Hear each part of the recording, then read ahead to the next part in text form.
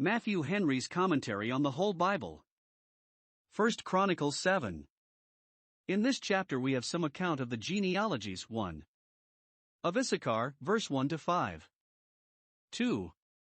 Of Benjamin, verses 6 to 12. 3. Of Naphtali, verse 13. 4. Of Manasseh, verses 14 to 19. 5. Of Ephraim, verses 20 to 29. 6. Of Asher, verses 30 to 40. Here is no account either of Zebulun or Dan. Why they only should be omitted we can assign no reason, only it is the disgrace of the tribe of Dan that idolatry began in that colony of the Danites which fixed in Laish, and called Dan, and there one of the golden calves was set up by Jeroboam. Dan is omitted, Revelation 7. Genealogies, 1689 BC. 1. Now the sons of Issachar were, Tola, and Puah, Jashub, and Shimron, 4. 2. And the sons of Tola, Uzzi, and Rephaiah, and Jeriel, and Jahmai, and Jibzam, and Shemuel, heads of their father's house, to wit, of Tola. They were valiant men of might in their generations, whose number was in the days of David 22,600. 3. And the sons of Uzzi, Izrahiah, and the sons of Izrahiah, Michael, and Obadiah, and Joel, Ishiah, 5, all of them chief men. 4. And with them, by their generations, after the house of their fathers, were bands of soldiers for war, 36,000 men, for they had many wives and sons. 5. And their brethren among all the families of Issachar, were valiant men of might, reckoned in all by their genealogies 7,000. 6. The sons of Benjamin, Bela, and Becher, and Jediel, 3. 7. And the sons of Bela, Esban, and Uzzi, and Uzziel, and Jerimoth, and Iri, 5, heads of the house of their fathers, mighty men of valor, and were reckoned by their genealogies 20, and 2,030 and 4.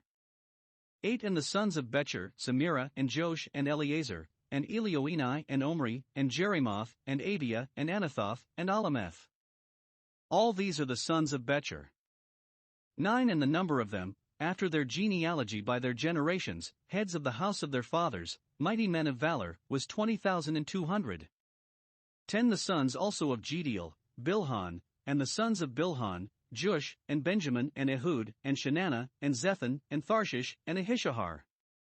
11. All these the sons of Jediel, by the heads of their fathers, mighty men of valor, were 17,200 soldiers, fit to go out for war and battle. 12. Shuppim also, and Huppim, the children of Ir, and Hushim, the sons of Aher.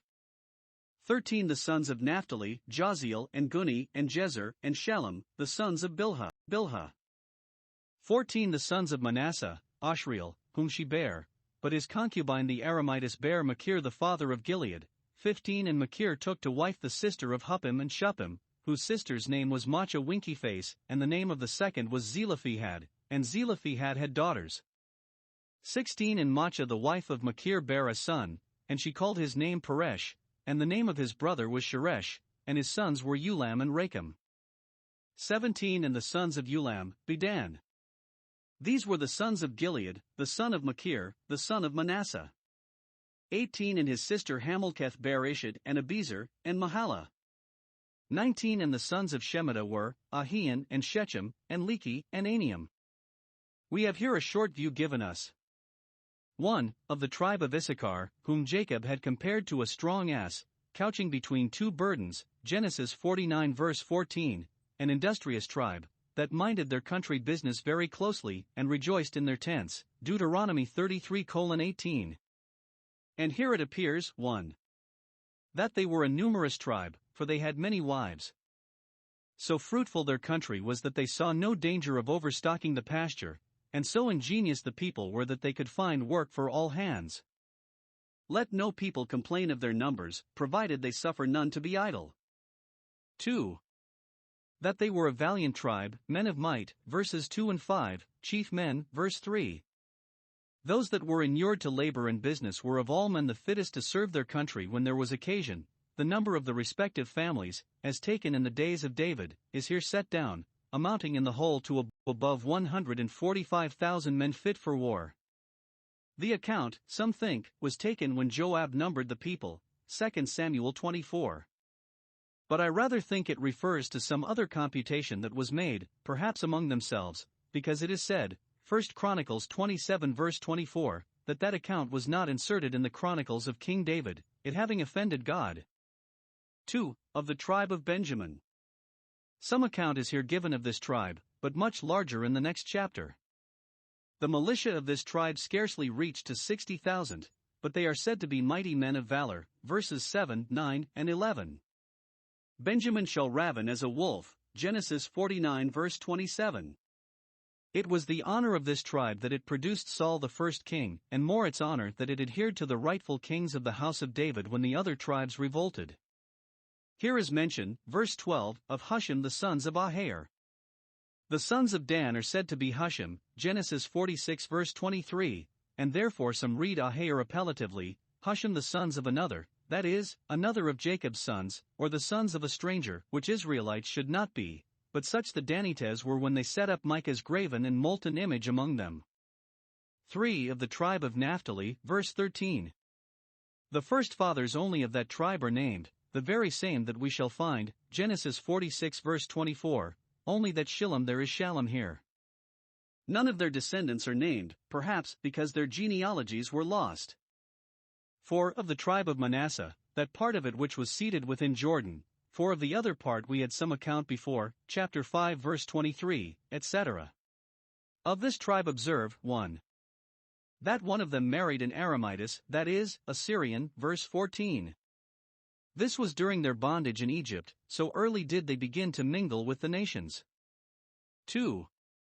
That, though the father married a Syrian, Machir, the son of that marriage, perhaps seeing the inconvenience of it in his father's house, took to wife a daughter of Benjamin, verse 15. It is good for the children to take warning by their father's mistakes, and not stumble at the same stone. 3. Here is mention of Bedan, verse 17, who perhaps is the same with that Bedan who is mentioned as one of Israel's deliverers, 1 Samuel 12 verse 11. Jair perhaps, who was of Manasseh, Judges 10 verse 3, was the man. Genealogies, 1630 BC.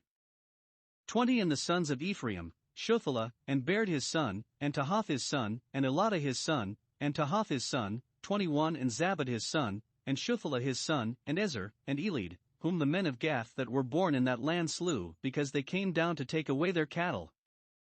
22. And Ephraim their father mourned many days, and his brethren came to comfort him.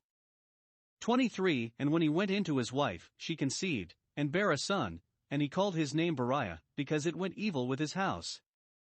24. And his daughter was Sherah, who built Beth-horon the nether, and the upper, and Uzzen-Sherah. 25. And Repha was his son, also Resheph, and Telah his son, and Tahan his son, 26. Ladan his son, Ammihud his son, Elishama his son, 27. Non his son, Jehoshua his son. 28. And their possessions and habitations were Bethel, and the towns thereof, and eastward Naran, and westward Gezer, with the towns thereof, Shechem also and the towns thereof, unto Gaza, and the towns thereof. 29. And by the borders of the children of Manasseh, Bethshean and her towns, Tanakh and her towns, Megiddo and her towns, Dor and her towns. In these dwelt the children of Joseph the son of Israel. 30. The sons of Asher, Imnah, and Ishua, and Ishui, and Beriah, and Sarah their sister. 31. And the sons of Beriah, Heber, and Malchiel, who was the father of Berzabeth. 32. And Heber begot Japhlet, and Shomer, and Hotham, and Shua their sister. 33. And the sons of Japhlet, Pasach, and Bimhal, and Ushvath. These are the children of Japhlet. 34. And the sons of Shamer, Ahi, and Roga, Jehubbah, and Aram. 35. And the sons of his brother Helem, Zophah, and Imnah, and Shalesh, and Amal. 36. The sons of Zophah, Sua, and Harnepher, and Shul, and Beri, and Imrah, 37. Bezer, and Had, and Shammah, and Shilsha, and Ithran, and Bera. 38. And the sons of Jether, Jephunneh, and Pispa, and Era. 39. And the sons of Olah, Ara, and Haniel, and Reziah. 40. All these were the children of Asher, heads of their father's house, choice and mighty men of valor, chief of the princes. And the number throughout the genealogy of them that were apt to the war and to battle was 26,000 men. We have here an account. 1. Of the tribe of Ephraim. Great things we read of that tribe when it came to maturity. Here we have an account of the disasters of its infancy, while it was in Egypt as it should seem, for Ephraim himself was alive when those things were done, which yet is hard to imagine if it were, as is here computed, 7 generations off. Therefore I am apt to think that either it was another Ephraim, or that those who were slain were the immediate sons of that Ephraim that was the son of Joseph. In this passage, which is related here only, we have 1. The great breach that was made upon the family of Ephraim. The men of Gath, Philistines, giants, slew many of the sons of that family, because they came down to take away their cattle, verse 21. It is uncertain who were the aggressors here. Some make the men of Gath the aggressors, men born in the land of Egypt, but now resident in Gath, supposing that they came down into the land of Goshen, to drive away the Ephraimites' cattle, and slew the owners, because they stood up in the defense of them. Many a man's life has been exposed and betrayed by his wealth, so far is it from being a strong city. Others think that the Ephraimites made a descent upon the men of Gath to plunder them, presuming that the time had come when they should be put in possession of Canaan, but they paid dearly for their rashness and precipitation. Those that will not wait God's time cannot expect God's blessing. I rather think that the men of Gath came down upon the Ephraimites, because the Israelites in Egypt were shepherds, not soldiers, abounded in cattle of their own, and therefore were not likely to venture their lives for their neighbors' cattle, and the words may be read, the men of Gath slew them, for they came down to take away their cattle. Zabad the son of Ephraim, and Shuthalah, and Ezer, and Elid, his grandchildren, were, as Dr. Lightfoot thinks, the men that were slain. Jacob had foretold that the seed of Ephraim should become a multitude of nations, Genesis 48 verse 19, and yet that plant is thus nipped in the bud. God's providences often seem to contradict his promises, but, when they do so, they really magnify the promise, and make the performance of it, notwithstanding, so much more illustrious.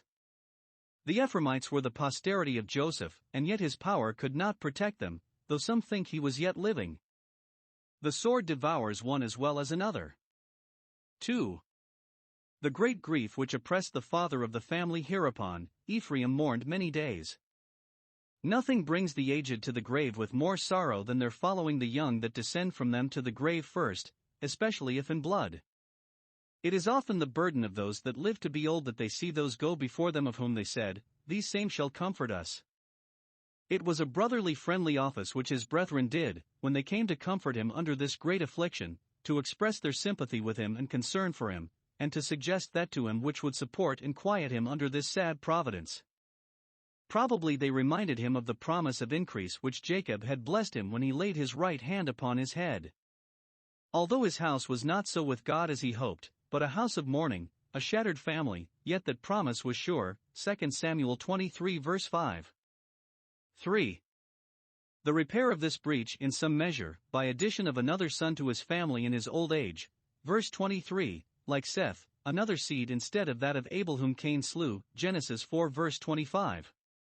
When God thus restores comfort to his mourners, makes glad according to the days wherein he afflicted, setting the mercies over against the crosses, we ought therein to take notice of the kindness and tenderness of divine providence. It is as if it repented God concerning his servants, Psalm 90 verses 13 and 15. Yet joy that a man was born into his family could not make him forget his grief, for he gives a melancholy name to his son, Beriah in trouble, for he was born when the family was in mourning, when it went evil with his house. It is good to have in remembrance the affliction and the misery, the wormwood and the gall, that our souls may be humbled within us, Lamentations 3 verses 19 and 20. What name more proper for man that is born of a woman than Beriah, because born into a troublesome world? It is added, as a further honor to the house of Ephraim, 1. That a daughter of that tribe, Sherah by name, at the time of Israel's setting in Canaan, built some cities, either at her own charge or by her own care. One of them bore her name, Uzan-Sherah, verse 24. A virtuous woman may be as great an honor and blessing to a family as a mighty man. 2. That a son of that tribe was employed in the conquest of Canaan, Joshua the son of Nun, verse 27. In this also the breach made on Ephraim's family was further repaired, and perhaps the resentment of this injury formerly done by the Canaanites to the Ephraimites might make him more vigorous in the war. 2. Of the tribe of Asher. Some men of note of that tribe are here named. Their militia was not numerous in comparison with some other tribes, only 26,000 men in all, but their princes were choice and mighty men of valor, chief of the princes, verse 40, and perhaps it was their wisdom that they coveted not to make their trained bands numerous, but rather to have a few, and those apt to the war and serviceable men.